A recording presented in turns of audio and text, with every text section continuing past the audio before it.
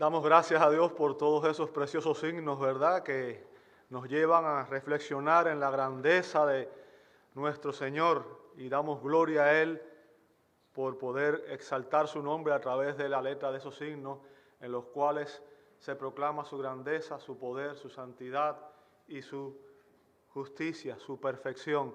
Les invito nuevamente a que abran sus Biblias en 1 Timoteo capítulo 3, 1 Timoteo capítulo 3, y venimos siguiendo una serie en la carta del apóstol Pablo a Timoteo, y estamos analizando los versos que van del 1 al 7, donde se habla de las calificaciones que se requieren para aquellos que van a ocupar el rol de liderazgo en la iglesia.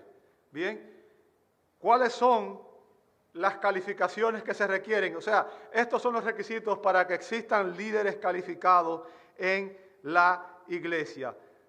1 Timoteo capítulo 3, versos 1 al 7, dice así la Escritura: palabra fiel es esta: si alguien aspira al cargo de obispo, buena obra desea hacer. Un obispo debe ser, pues, irreprochable, marido de una sola mujer, sobrio, prudente, de conducta decorosa, hospitalario, apto para enseñar, no dado a la bebida, no pendenciero, sino amable, no contencioso, no avaricioso, que gobierne bien su casa, teniendo a sus hijos sujetos con toda dignidad. Pues si un hombre no sabe cómo gobernar su propia casa, ¿cómo podrá cuidar de la iglesia de Dios? No debe ser un recién convertido, no sea que se envanezca y caiga en la condenación en que cayó el diablo. Debe gozar también de una buena reputación entre los de afuera de la iglesia, para que no caiga en descrédito y en lazo del diablo. Señor, una vez más venimos ante tu presencia, agradeciendo, Señor, el privilegio de poder adorarte en esta hora, y pidiendo, Señor, que tu Espíritu Santo sea el maestro que nos ilumine y nos guíe a la verdad. Señor, abre nuestros ojos espirituales y permítenos ver las maravillas de tu ley. Señor, que tu palabra haga la obra en nuestros corazones y nos transforme a la imagen de Cristo. Lo rogamos en su nombre. Amén y amén. Pueden tomar sus asientos. Muchas gracias a todos.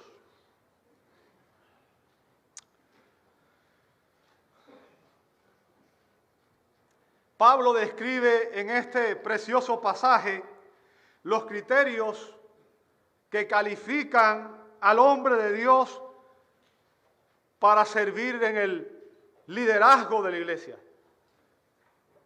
Los requisitos indispensables que se requiere para que un hombre sirva en la iglesia. Y fíjense, la mayoría de estos requisitos están relacionados específicamente con el carácter del hombre de Dios. Bien. Y el enfoque es que el carácter del hombre de Dios es mucho más importante que su educación o su carisma.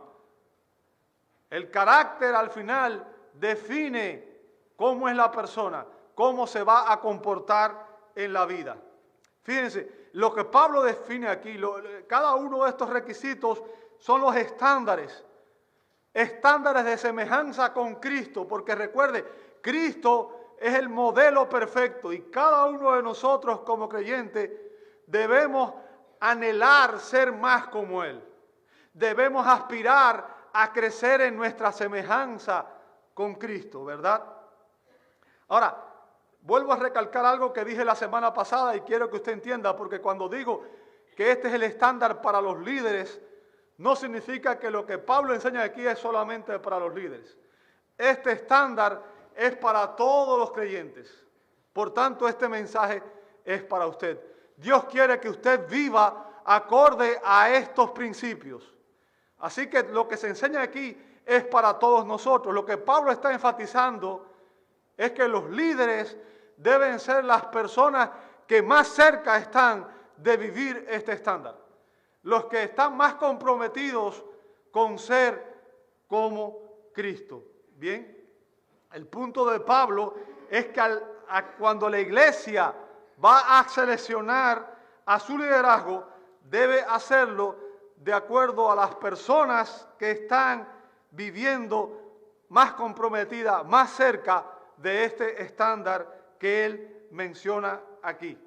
Y lo que Pablo quiere enfatizar es que es indispensable que quienes gobiernan la iglesia tengan estas calificaciones espirituales, tengan estas calificaciones espirituales. Y recuerde, Pablo da aquí 4 grupos de requisitos para los que aspiran a ser líderes, 4 grupos de requisitos para los que aspiran a ser pastores o ancianos de la iglesia. ¿Cuáles son? Bueno, en primer lugar vimos ya la primera semana sus convicciones, ¿verdad? El líder debe ser una persona que tiene una clara convicción de que Dios lo llama al liderazgo y debe estar comprometido en su vida interior y en su vida exterior a servir a Cristo y a servir a la iglesia.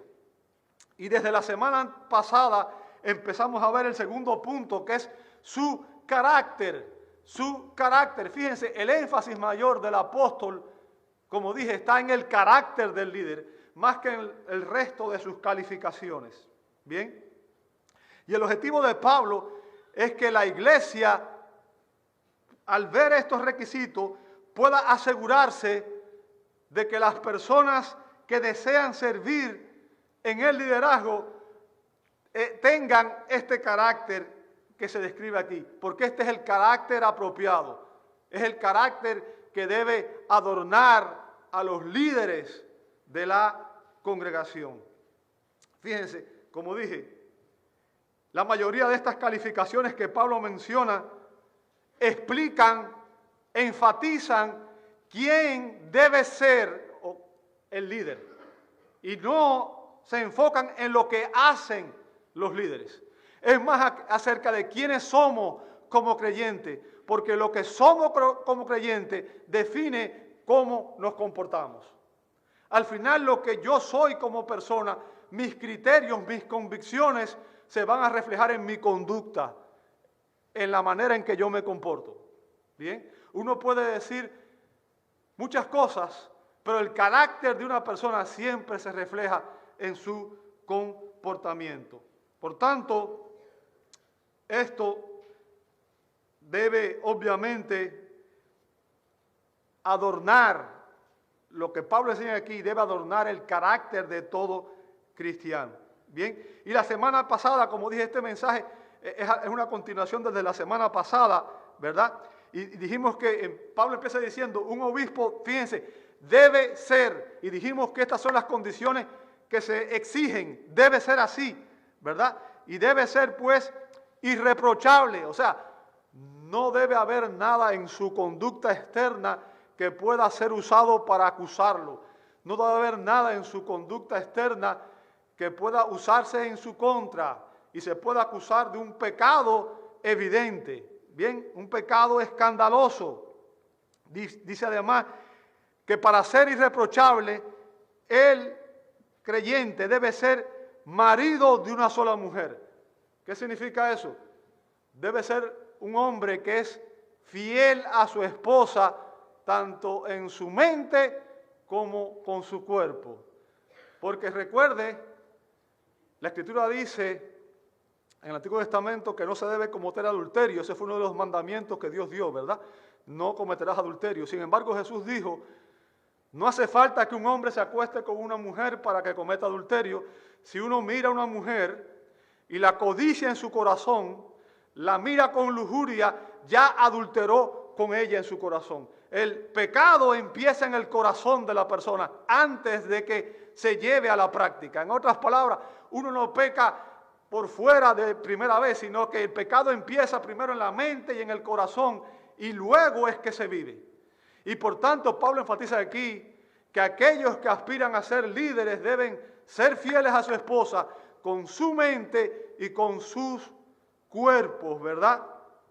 Después dice que debe ser sobrio, ¿bien? Ahora, el término sobrio ahí se aplica al hecho de que debe ser vigilante, que debe ser una persona que esté consciente de los peligros, debe ser una persona que espiritualmente esté consciente de la que hay una batalla espiritual. Recuerde cuando Jesús, la noche antes de ser encarcelado, de ser condenado y ejecutado, le dijo a los discípulos: velen, oren y velen para que no entren en tentación, ¿verdad?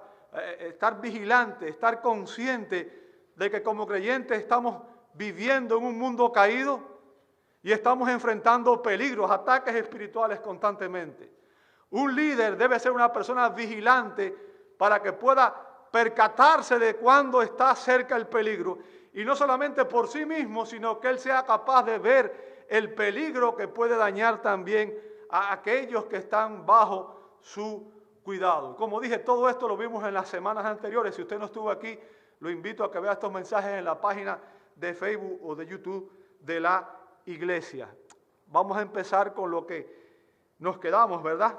El tercer punto es que para ser irreprensible, el líder debe caracterizarse, dice Pablo, por ser prudente. ¿Lo ve ahí? Por ser prudente. Estamos viendo todo lo que Pablo nos está enseñando en el verso 2. En el verso 2. ¿Sabe? El término que usa ahí cuando Pablo dice que el líder debe ser prudente para ser irreprochable, usa el término griego sofrón, que significa de mente juiciosa, con dominio propio. O sea, una persona que tiene control sobre su carácter, sobre su manera de actuar. Bien, el diccionario teológico del Nuevo Testamento dice que la etimología es de poca ayuda en la traducción. ¿Por qué? Porque esta palabra griega tiene algunos matices que son importantes entender para poder comprender lo que Pablo está diciendo aquí. Bien. Pablo habla de alguien que tiene que ser intelectualmente sólido, una persona que tiene que ser autocontrolada, o sea, tiene dominio propio, que es reflexiva, que está determinado, que es modesto, que es moderado y que es disciplinado en su vida, tanto interior como exterior. Y que todo esto se refleja en la manera en que esta persona toma sus decisiones. O sea, es una persona que no toma decisiones a la ligera, no toma decisiones irreflexivas, no toma decisiones precipitadas, sino que en su actuar, en su conducta es prudente. Bien, la prudencia es una virtud para los cristianos. Ser prudente es muy importante, ¿ok? El hombre prudente es disciplinado y sabe ordenar de manera correcta cuáles son sus prioridades en su vida. Es una persona que se toma en serio las cosas espirituales. Y las cosas espirituales para él constituyen una prioridad, ¿ok? Una prioridad. Su mente está controlada por la palabra de Dios, no por los deseos sensuales de la carne. Yo quiero que usted entienda, lamentablemente, muchas veces la persona que no es disciplinada permite que las emociones o que las circunstancias controlen sus actitudes y sus acciones. Sin embargo, el creyente que es maduro y que es prudente espiritualmente va a vivir de una manera en la cual es la palabra de Dios quien controla su actuar, su conducta, su pensamiento, ¿verdad? Y no permite que sus deseos sensuales le controlen. Y sabe, esto es una batalla interior que todos tenemos, porque nuestra carne, nuestra naturaleza caída que está aún remanente, aún en los redimidos, nos impulsa muchas veces a querer hacer cosas que son contrarias a lo que la palabra de Dios nos manda. Bien. Sin embargo, esta persona, el hombre prudente, es un hombre que reconoce el señorío de Cristo en cada área de su vida. Recuerde, como cristianos tenemos que entender que Cristo demanda ser el Señor de nuestras vidas. Como dijo Pablo en Romanos 10, si confiesas con tu boca que Jesús es el Señor y crees en tu corazón que Dios levantó a los muertos, serás salvo. Pero la salvación no implica que Jesús solamente es tu Salvador, implica que Jesús es tu Señor, el que tiene la autoridad para gobernar tu vida, para controlar nuestras vidas. O sea, nuestras vidas deben estar sujetas al señorío de Cristo, porque Él es Dios y Él sabe lo que es mejor para nosotros. Y Él ama tanto a su pueblo que Él dio su vida por nosotros, para que nosotros podamos vivir de la manera que Él quiere que lo hagamos. Bien, una persona prudente reconoce el señorío de Cristo y vive para honrar a Cristo y trata de imitar a Cristo en su diario vivir. Ese es el punto que hay detrás de todo esto, ¿verdad? O sea, un hombre así va a tener una mente segura y firme. Una mente segura y firme. ¿Sabe? Cuando usted contrasta la actitud de Jesucristo y los apóstoles, usted se va a dar cuenta que Jesús fue capaz de soportar las pruebas, las tentaciones, hasta el final. Hasta el final. Confiaba absolutamente en el Padre. Confiaba en el Padre en todo momento. Jesús nunca flaqueó en su confianza hacia el Padre. Y es algo que tenemos que aprender, a confiar en Dios, nuestras circunstancias, a ser prudente, sabiendo que Dios es superior a nosotros y que Él controla cosas que nosotros no podemos controlar. Y que Él puede llevarnos por un camino y que si confiamos en Él y lo obedecemos a Él, Él nos va a bendecir, aun cuando en ocasiones pasemos por pruebas y dificultades, ¿verdad? Un hombre prudente no es precipitado en sus juicios, no es precipitado en sus juicios. Y saben, nosotros somos prestos para hacer juicios, para juzgar, ¿verdad? Nos resulta fácil juzgar, nos resulta fácil condenar a otras personas. Recuerda lo que dijo Jesús, antes de sacar la paja que está en el ojo de tu hermano, recuerda sacar la viga que está en el tuyo. Nos resulta fácil condenar a otro, juzgar a otro, condenar a los demás. Sin embargo, nosotros mismos siempre tenemos mucha misericordia, ¿verdad? Y de hecho muchas veces criticamos el pecado en otro y muchas veces estamos cometiendo ese mismo pecado. O sea, nos es más fácil condenar a otros que condenarnos a nosotros mismos. Bien, una persona que es prudente no es precipitada en sus juicios, sino que es reflexiva, es seria y es cautelosa. Bien, y esto es importante sobre todo a la hora de tomar decisiones. ¿Por qué? Porque hay decisiones que si usted no las toma de manera bíblica y no lo hace de una manera que honre a Dios, va a traer consecuencias. Estoy seguro que todos nosotros en algún momento, desde que nos convertimos hasta aquí, hemos tomado decisiones sin contar con el Señor, hemos tomado decisiones sin orar, hemos tomado decisiones que nunca fuimos a la Escritura y después estábamos metidos en un problema hasta aquí y después decimos, Señor, sácame de este problema. Y quieres que Dios te bendiga y te saque del problema, pero tú nunca contaste con Dios cuando fuiste a tomar tus decisiones. Tú nunca oraste al Señor, tú nunca fuiste a la Escritura. Tomaste tu decisión simplemente por lo que te pareció a ti que era más prudente o lo que te pareció mejor. Fueron decisiones imprudentes, ¿verdad? Los hombres que toman decisiones vitales sobre el ministerio de la iglesia deben ser prudentes. No deben tomar decisiones irreflexivas, no deben tomar decisiones simplemente por la apariencia, no deben tomar decisiones precipitadas, sino que deben tener un juicio equilibrado.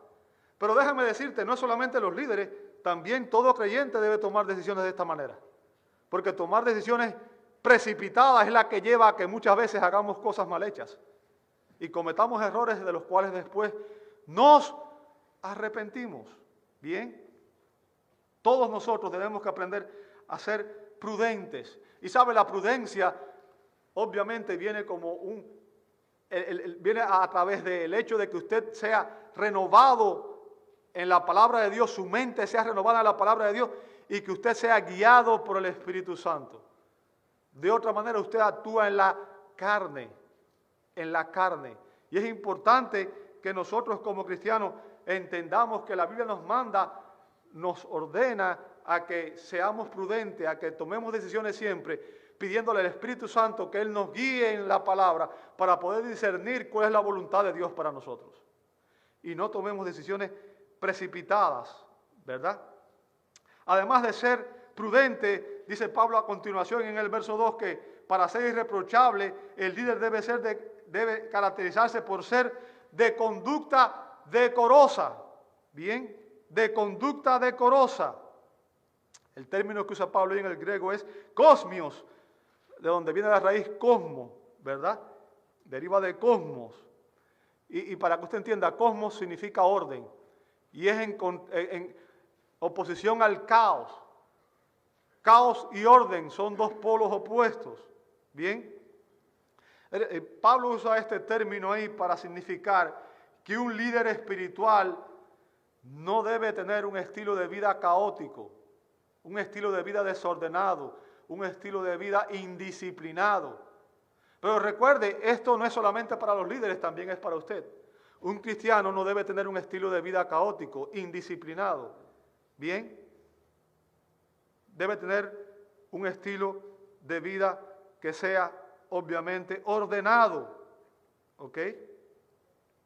Honesto, decoroso, decente, modesto y honorable.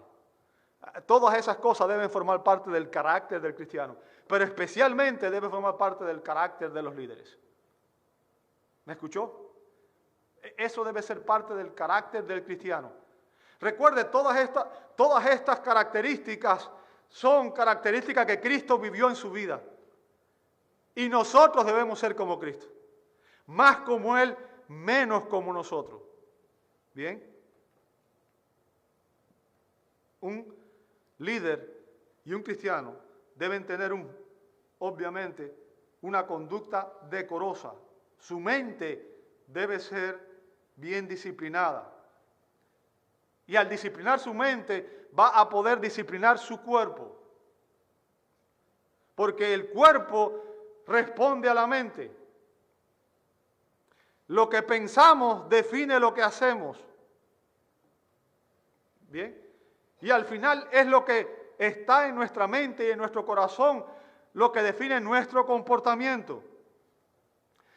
Una persona que no se disciplina su mente nunca va a poder disciplinar su cuerpo. Y una persona que entretiene en su mente pensamientos pecaminosos al final va a caer en pecado.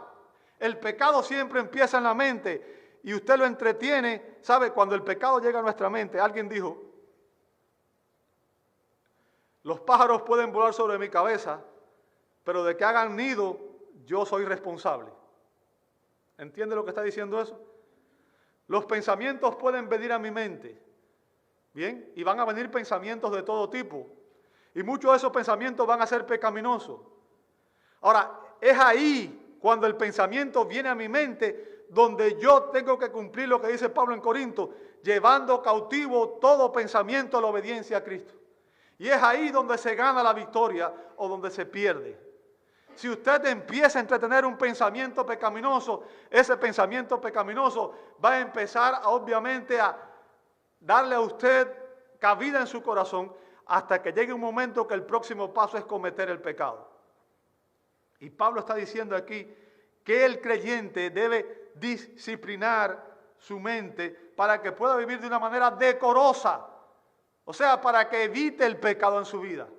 Bien, el líder debe estar organizado en su pensamiento y en su diario vivir, así como en su enseñanza y en su predicación.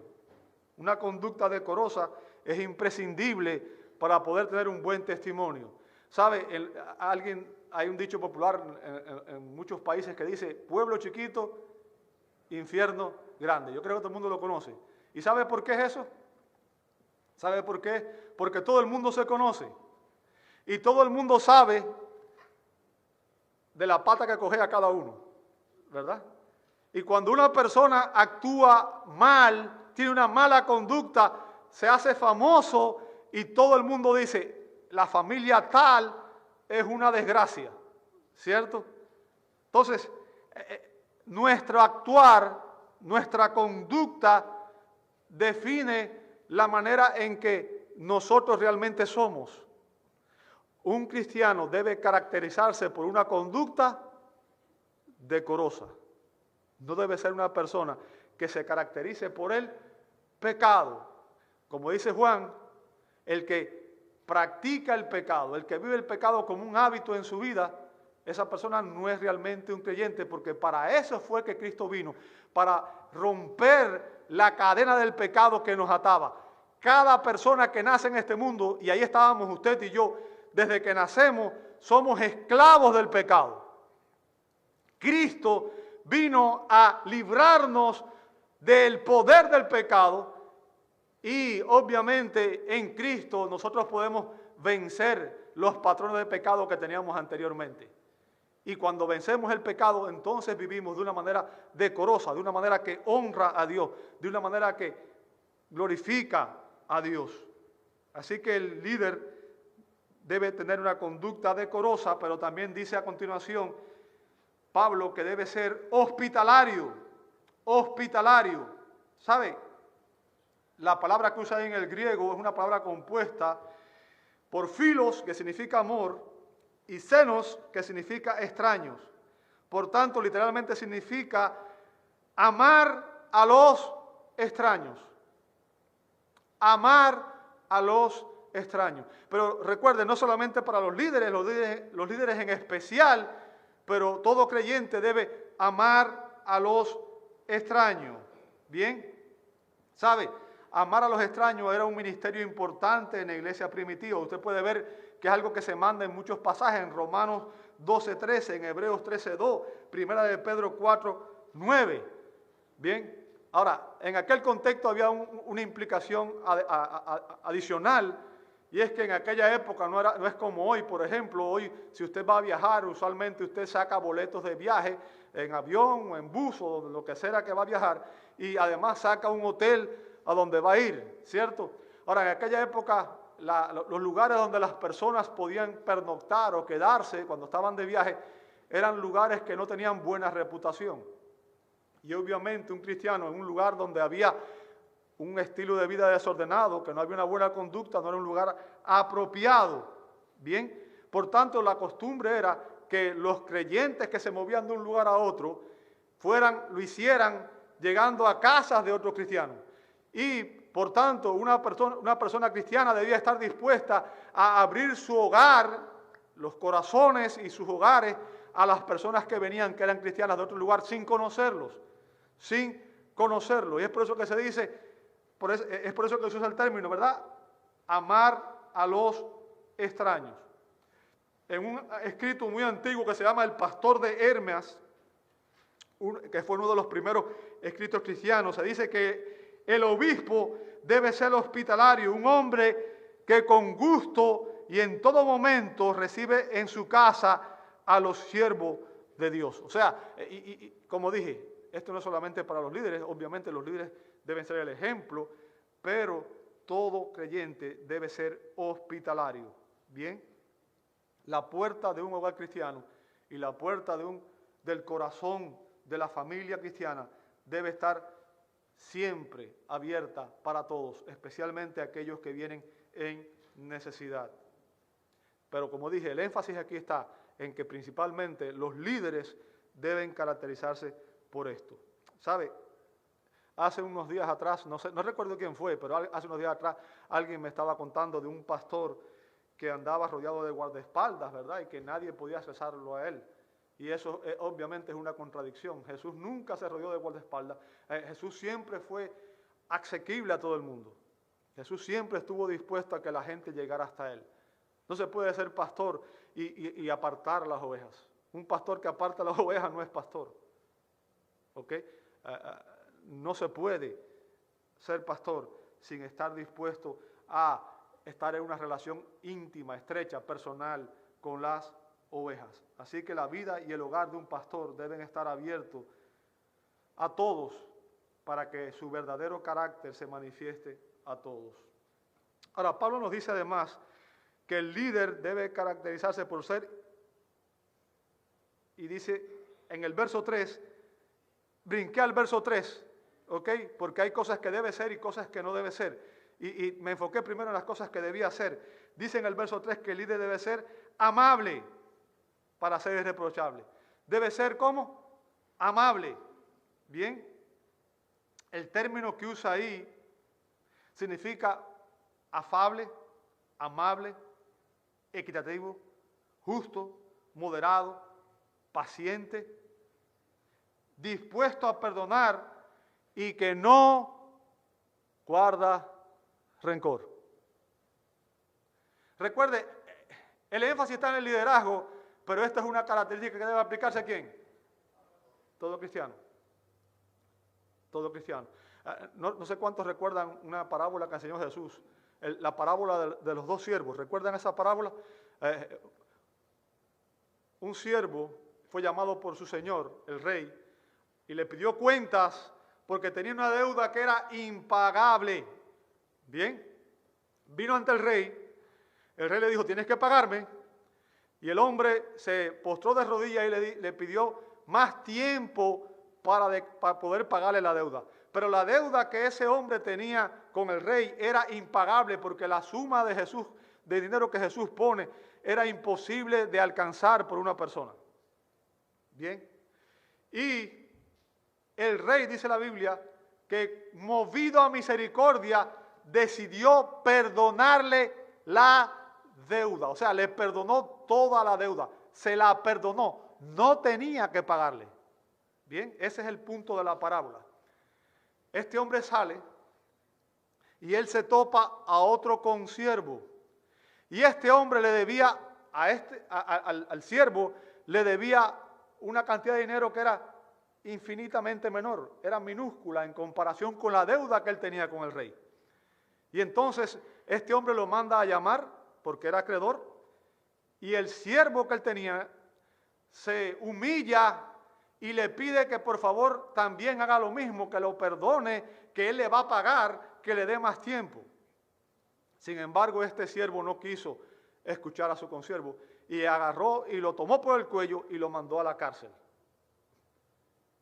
Y cuando el rey se enteró, dice Jesús en la parábola, de lo que había hecho, lo mandó a llamar y le dijo, siervo infiel, yo te perdoné la deuda, que era mucha, y tú no fuiste capaz de perdonar lo poco que el otro te debía. Ok, ahora vas a ir a la cárcel hasta que pagues el último cuadrante. ¿Qué significa eso? ¿Sabe? La deuda que usted y yo tenemos con Dios es impagable. Usted nunca podría pagar la deuda por su pecado. Déjame decirte, un solo pecado, dice la Escritura, que nos condena al infierno por la eternidad. Por la eternidad. Por tanto, si nosotros una persona que muere sin que sus pecados hayan sido perdonados, va a tener que pagar eternamente en el infierno. Cristo vino a morir por nuestros pecados. Y en Cristo Dios perdona todos y cada uno de tus pecados y los míos. Dios perdona tus pecados pasados, presentes y por venir. ¿Entiendes eso? Dios te perdona. Pero Dios demanda que así como Él te perdonó, tú seas capaz de perdonar también a otros. Ahora, el punto que quiero que entiendan ahí es que el hombre no se perdió. Lo que está diciendo ahí es que mientras una persona no está dispuesta a perdonar, mientras la persona no está dispuesta a perdonar, el rencor y el odio crean raíces de amargura e interrumpen la comunión con Dios. Una persona que no está dispuesta a perdonar, Dios no escucha sus oraciones, Dios no lo va a bendecir y Dios no va a estar obrando en esa vida porque va a estar trayéndole disciplina en lugar de bendición. ¿Entiende el punto? Va a traer disciplina a su vida hasta que la persona se arrepienta, hasta que la persona entienda que está en pecado. ¿Sabe? Pedro traduce, en 1 de Pedro 2:18, traduce esta palabra aquí, el mismo término como afable. O sea, una persona de buen carácter, una persona amable. Y el punto de Pablo aquí es que los líderes deben ser pacificadores, no provocadores. Pacificadores, no provocadores. Ahora, debo aclarar algo aquí, porque muchas personas piensan que los líderes deben aceptar todo lo que se les dice y que deben someterse a todo lo que las personas crean. Un líder no debe transigir en sus convicciones, no debe cambiar sus convicciones, ¿bien? Sino que debe ser capaz de resolver los desacuerdos sin ser desagradable. Ese es el punto. Resolver las diferencias sin ser desagradable. O sea, el énfasis aquí está en que aquellas personas que son de un carácter irritable, que tienen un carácter explosivo, violento, dice Pablo, eso no va a permitir que su ministerio sea prolongado, que sea largo, porque nadie quiere estar cerca de una persona como esa, ¿verdad? Pablo dice en 2 Timoteo 2:24 que el siervo del Señor no debe ser rencilloso, sino amable para con todos, apto para enseñar, sufrido. O sea, el siervo del Señor no debe ser contencioso, rencilloso, conflictivo, sino que debe promover la unidad. ¿Cómo? Siendo amable, siendo manso con todos. Y parece fácil, pero no lo es. Sobre todo para las personas que tienen un carácter conflictivo. ¿Verdad? Recuerde, Cristo es el modelo de carácter. Es el modelo perfecto de cada una de estas características. Jesús fue amable. Amable, sin ser débil. Cuando había cambistas en el templo haciendo negocio, Jesús agarró un látigo y les cayó a golpe. ¿Sí o no? Sin embargo, cuando había personas que estaban sufriendo, Él amablemente iba y los atendía y tenía misericordia y perdonaba. Incluso en la cruz del Calvario, aquellos que lo estaban vejando, escupiendo, Él dijo, Padre, perdónalos porque no saben lo que hacen. Y esa es la actitud que debemos tener tú y yo. ¿Sabe? Hay personas que dicen, yo nunca voy a perdonar. Si usted dice eso, usted no conoce el perdón de Dios. Y usted no es creyente. Porque cuando usted dice, yo nunca voy a perdonar, usted está diciendo que usted es más santo y más justo que Dios. Dios lo perdonó a usted, que es un pecador. ¿Quién es usted para ponerse en lugar de Dios? ¿Quién soy yo para ponerme en lugar de Dios? Cuando una persona no quiere perdonar a otro, demuestra que no ha sido transformado y que no conoce el amor de Cristo. Nunca somos más como el diablo que cuando guardamos rencor, que cuando odiamos, que cuando dividimos. Nunca somos más como Dios que cuando perdonamos, cuando somos amables y cuando incluso tenemos misericordia de nuestros enemigos. Como creyentes, todos nosotros tenemos que aprender a ser amables, ¿bien? Con todos. Debe ser parte de nuestro carácter, de nuestra actitud, de la manera en que nos comportamos. Ok, voy a empezar con el verso 3 y nada más voy a ver el primer punto ahí porque en este punto me voy a demorar un poco y le voy a dedicar un poco de tiempo porque es importante. A partir del verso 3, Pablo empieza a hablar lo que no debe ser un líder, lo que no debe ser un líder, pero también significa lo que no debe ser un cristiano. ¿Me entendió hasta ahí? Lo que no debe ser un cristiano. Ahora, Pablo dice aquí que otro requisito para el líder es que no debe ser, dice en el verso 3, no dado a la bebida. ¿Lo vi ahí conmigo? No dado a la bebida. ¿Sabe? En el griego, esta expresión consta de solamente dos palabras, me paroino. ¿Bien? La partícula negativa me, que se usa frecuentemente aquí como una conjunción, se traduce no, y paroinos es una palabra compuesta por para, al lado, oinos, vino. ¿Qué significa esto? Significa la persona que se sienta mucho tiempo al lado del vino. ¿Bien? La persona que es esclava de la bebida, la persona que es dada a beber. ¿Ok? Ahora déjeme explicarle el contexto para que usted entienda esto. ¿Sabe? En el mundo antiguo no había los adelantos que hay hoy. Y obviamente el suministro de agua era muy inadecuado. Usted y yo tenemos agua hoy en las llaves, en las plumas, no sé cómo usted le dice, ¿verdad? Pero aparte de eso tenemos agua incluso embotellada y tenemos todo tipo de suministro de agua. El agua obviamente es un líquido precioso, ¿verdad? Pero en aquella época el suministro de agua era muy inadecuado. Por lo tanto, el agua venía muchas veces contaminada. Y usted sabe que cuando el agua está contaminada, causa enfermedades. Bien, causa enfermedades. Entonces, lo que hacían las personas en aquel contexto histórico, bien, era purificar el agua. ¿Cómo? Como no había filtros como los de ahora, lo que hacían era mezclar el agua con vino fermentado. Mezclaban el agua con vino fermentado. ¿Por qué? Porque de esa manera mataban las bacterias, mataban la salmonela, los estafilococos, etcétera, que hubiera en el agua. El alcohol mataba estas cosas. ¿Saben? Los borrachos usan eso como una excusa. Yo no tengo ningún bicho adentro porque le meto mucho alcohol al cuerpo y usan eso como excusa, ¿verdad? Esa es una expresión usual de algunos borrachos. Ahora, el punto que quiero que entienda es que el agua se mezclaba con vino en proporciones diferentes que iban desde 3 a 1, o sea, 3 de agua con 1 de vino, ¿bien? O hasta 20 partes de agua a 1 de vino.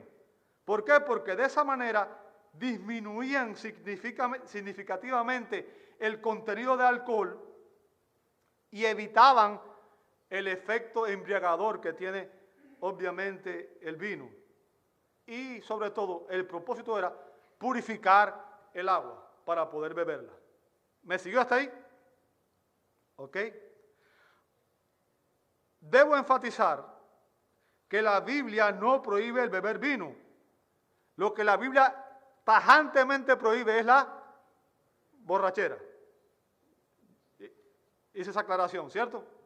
Bien. Ahora, yo quiero que usted medite conmigo en algo. ¿Alguna vez usted piensa que una persona que hoy es alcohólica dijo, yo quiero ser alcohólico? Ese fue su propósito, ¿verdad? No. Nadie quiere ser alcohólico. Nadie quiere ser alcohólico. ¿Cierto? Comenzaron a beber. Seguramente, ¿para qué? ¿Por qué bebe la gente? ¿Cuál es el objetivo por el cual la gente bebe alcohol? ¿Cuál es la justificación? Para divertirnos, ¿cierto? Porque usted se toma unos traguitos y se pone alegre. Lo que la gente no sabe es que lo primero que hace es que te alegra y después te deprime. Y por eso tiene que volver otra vez a tomar. Entonces la gente toma para divertirse porque, ¿sabe? Usualmente el alcohol causa efectos en nuestro cerebro y nos quita ciertas inhibiciones y una persona borracha empieza a hacerse primero gracioso y después se pone hasta violento muchas veces, ¿cierto? Entonces, muchas personas toman alcohol para divertirse o para compartir con sus amigos. Ahora, a nosotros nos puede parecer extraño que Pablo esté condenando aquí la embriaguez cuando está hablando de líderes en la iglesia. Pero recordemos que en aquel contexto, como dije, obviamente el agua no era muy pura y mucha gente recurría a tomar vino en lugar de agua para poder sofocar su sed. Y nosotros necesitamos sofocar nuestra sed, porque usted puede estar varios días sin comer, pero no puede estar varios días sin tomar líquido, ¿cierto? Pero no es solamente eso, en la cultura en que se vivía este grupo de gente, en la cultura del primer siglo, incluso había un culto al dios Baco. ¿Ha oído eso, verdad? El dios Baco es el dios del alcohol. ¿Bien? Y si usted lo ve, en la cultura griega estaba representado por las uvas, el cuerno y todo lo demás. Había un culto que era una borrachera con orgía. ¿Bien? Ahora, fíjense, si usted ve en la primera carta a los Corintios, en el capítulo 11, verso 21, Pablo dice que en la iglesia de Corinto habían creyentes que estaban volviendo atrás y estaban embriagándose, aun cuando iban a participar de la Santa Cena. Ahora usted entiende por qué Pablo está enfrentando este problema. Bien, Pablo está advirtiendo sobre la embriaguez, está dando una exhortación referente a la embriaguez. Y esta exhortación es válida.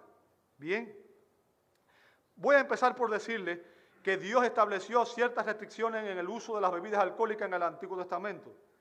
Por ejemplo, con relación a los sacerdotes, venga conmigo a Levítico 10, 8 al 9. Levítico 10, 8 al 9.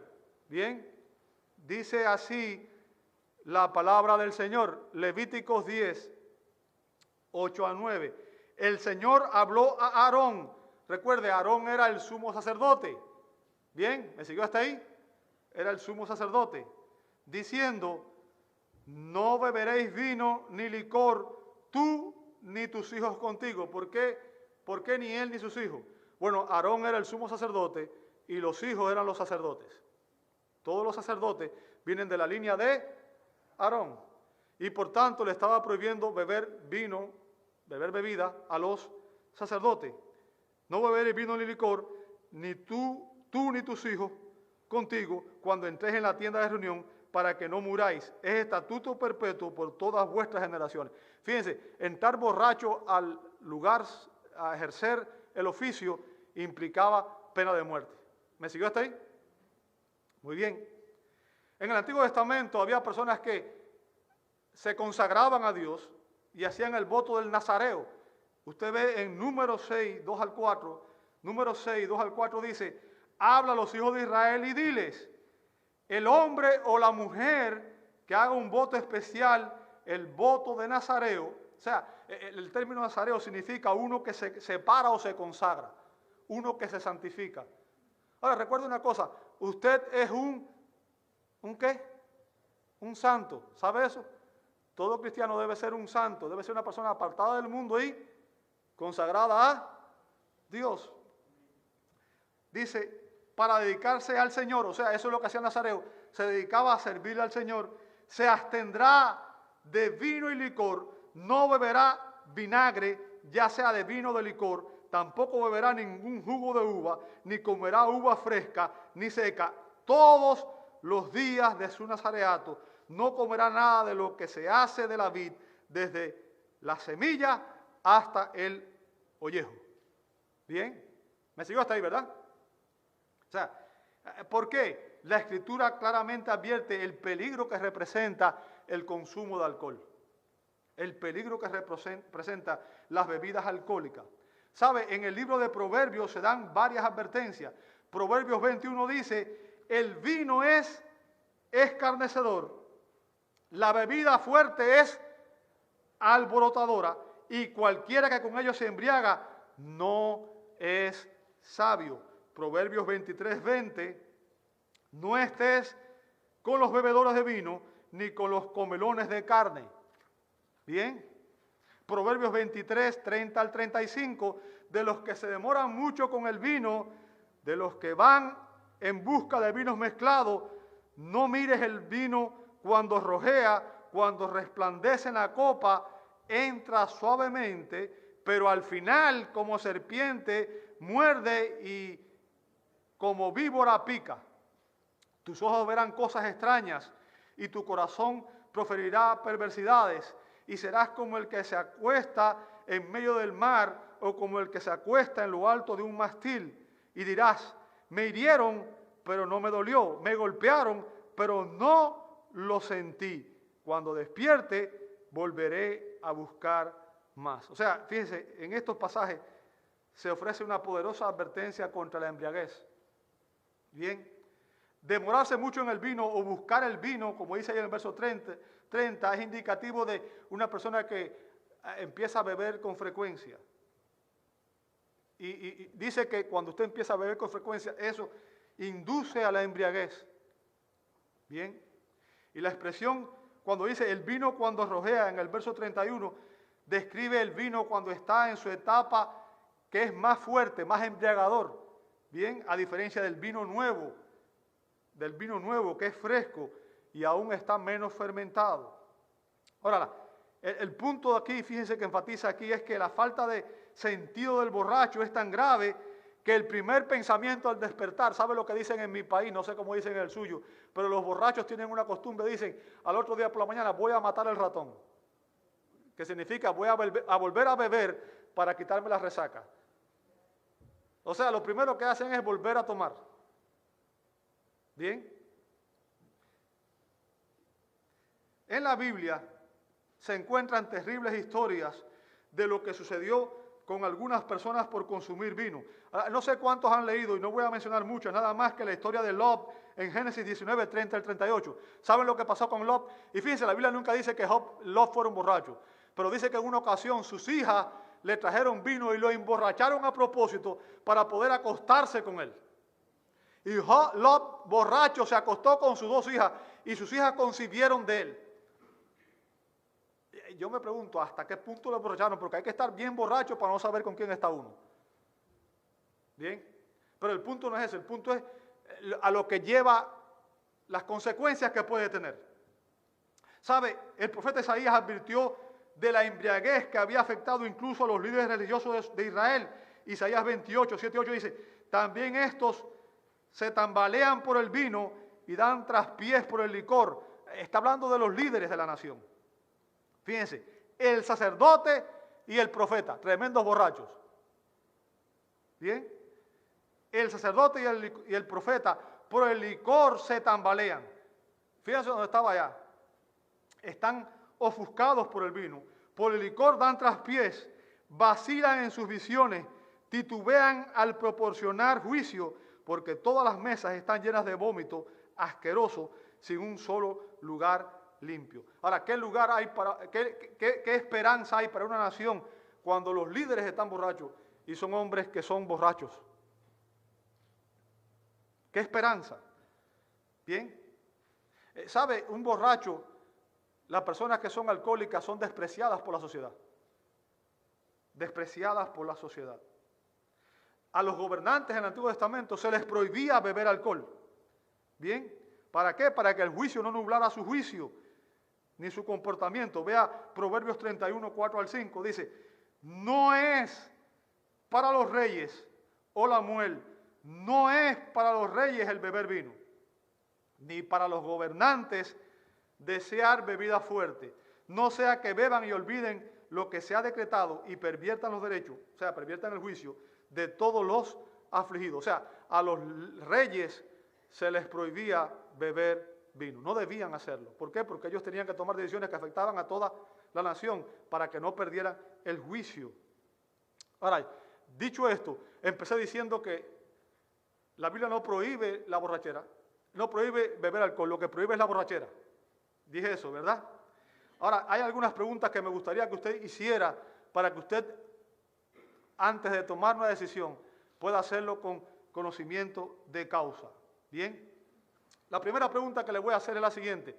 Si a usted le gusta de vez en cuando beber alcohol, la primera pregunta que debe hacerse ¿es las bebidas alcohólicas que venden hoy iguales al vino que se bebía en aquel tiempo? Y la respuesta obvia es no.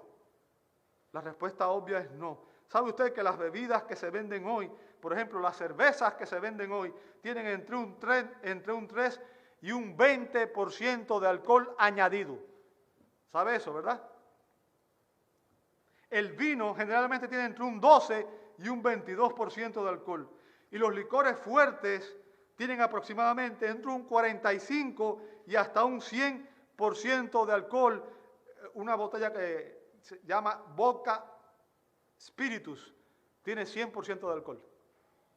Por tanto, cuando usted está tomando esa bebida, lo que está tomando es puro alcohol. Segunda pregunta que quiero que usted piense. No solamente al tomar, está tomando una bebida que tiene alcohol añadido. Segunda pregunta que quiero que usted piense. ¿Por qué toma alcohol? ¿Cuál es la necesidad? ¿Por qué razón usted toma alcohol? ¿Cuál es el propósito? ¿Necesita tomar alcohol para alegrarse? ¿Sabe? Yo llevo, creo que son como 30 años que no tomo ningún tipo de bebida. La última bebida que tomé me invitaron a una iglesia a predicar y había Santa Cena y me dieron un vino que estaba, evidentemente, el que llevó el vino estaba que un solo trago y por poco me emborracho. ¿Ok? Pero el punto que quiero que entienda es que yo me he divertido todo este tiempo. Y no me ha hecho falta tomar un trago de alcohol para divertirme. Ese es el punto que quiero.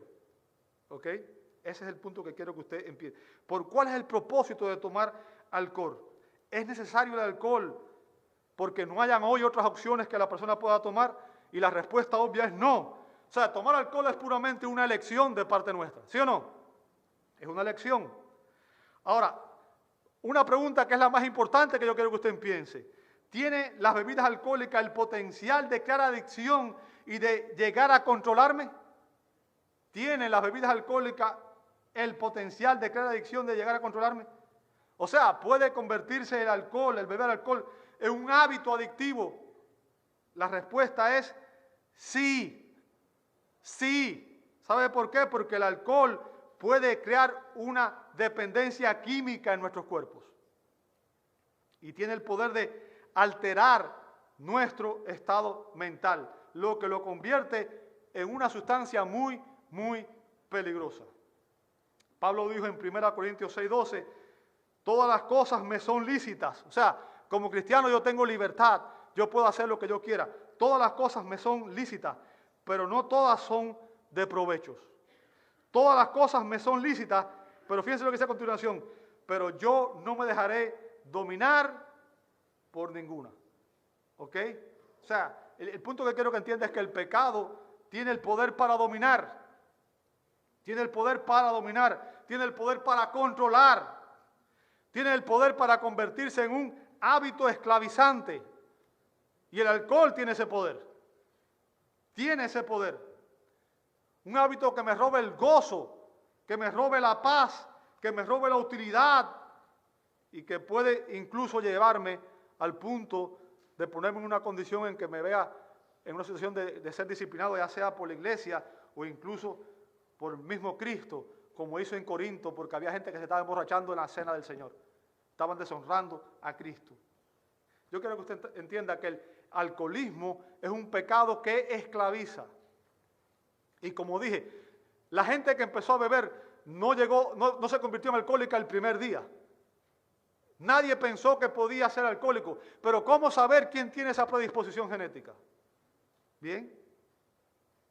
Todos conocemos terribles historias de alcohólicos, personas que hoy están atadas por ese vicio y que no pueden dejarlo, y cuyas vidas están devastadas y arruinadas. Y lamentablemente no solamente las de ellos, también la de sus familiares. ¿Sabe que actualmente hay casi 40 millones de personas alcohólicas en Estados Unidos? 40 millones de personas alcohólicas.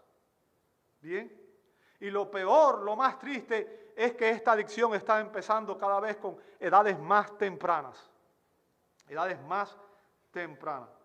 El creyente nunca debe permitir que ningún pecado lo domine, sino que debemos vencer todo pecado por el poder del Espíritu.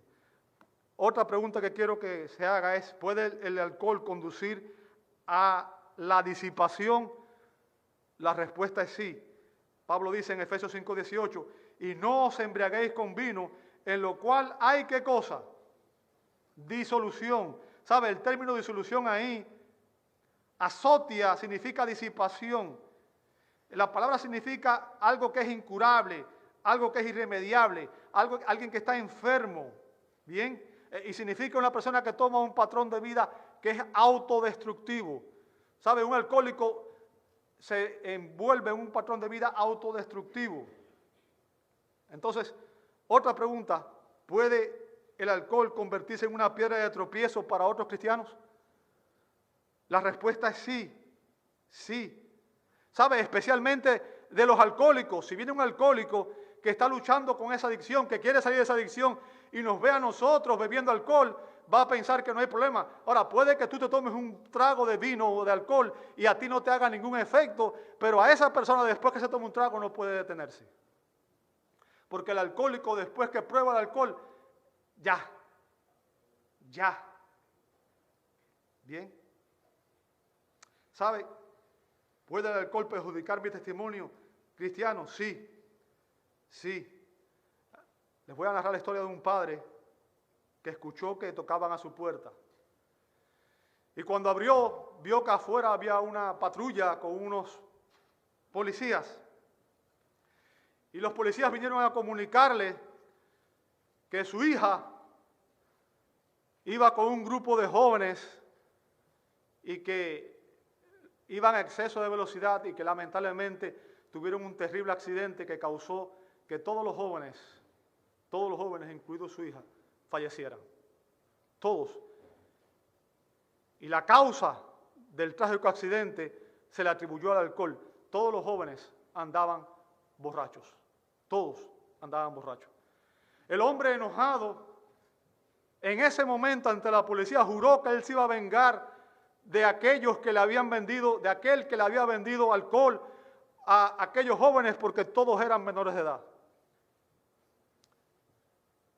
Pasó el funeral y 3 días después del funeral, este hombre llegó a su casa dolido, sufriendo, compungido, triste, y fue hasta un lugar en que había en su casa, en la que había un pequeño bar, y abrió para beber un trago y poder ahogar su dolor, ahogar su pena. Y en el bar encontró una nota escrita por su hija que decía: Padre, salí a celebrar con unos amigos. Tomé alguna de tus botellas de alcohol prestadas. Espero que no te importe. Te ama tu hija.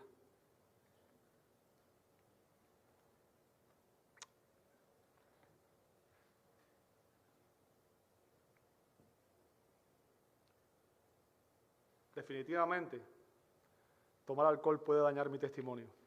Mis hijos nunca van a poder decir: yo vi a mi padre bebiendo alcohol. Mis hijos nunca van a poder decir: yo vi a mi padre fumando un cigarro. Mis hijos nunca van a poder decir: yo vi a mi padre en algo que sea reprochable. Debemos tratar de vivir de una manera que honre a Dios, de una manera que le traiga gloria y que obviamente honre a Dios. Y ya voy a terminar con esto, amado. El punto final es que el joven Timoteo, que era un pastor, había decidido dejar de beber incluso el vino mezclado con agua. ¿Para qué? Para no dar un mal testimonio que pudiera hacer tropezar a alguien. Fíjense, este joven pastor se había comprometido a la abstinencia y Pablo tuvo que ordenarle en 1 Timoteo 5:23, le dijo: ya no bebas agua sola. Eso es lo que estaba haciendo él. Bien, ya bebía agua sola, sino usa un poco de vino por causa de tu estómago y de tus frecuentes enfermedades. Beber solo agua estaba afectando la salud física de este joven.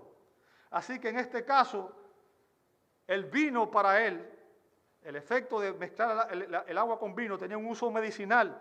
Sin embargo, él no quería ni hacer eso. ¿Para qué? Para no convertirse en tropiezo para nadie. ¿Bien? ¿Por qué Timoteo no quería beber vino? Porque existía una convicción personal de su parte que debía abstenerse para no convertirse en tropiezo para otros.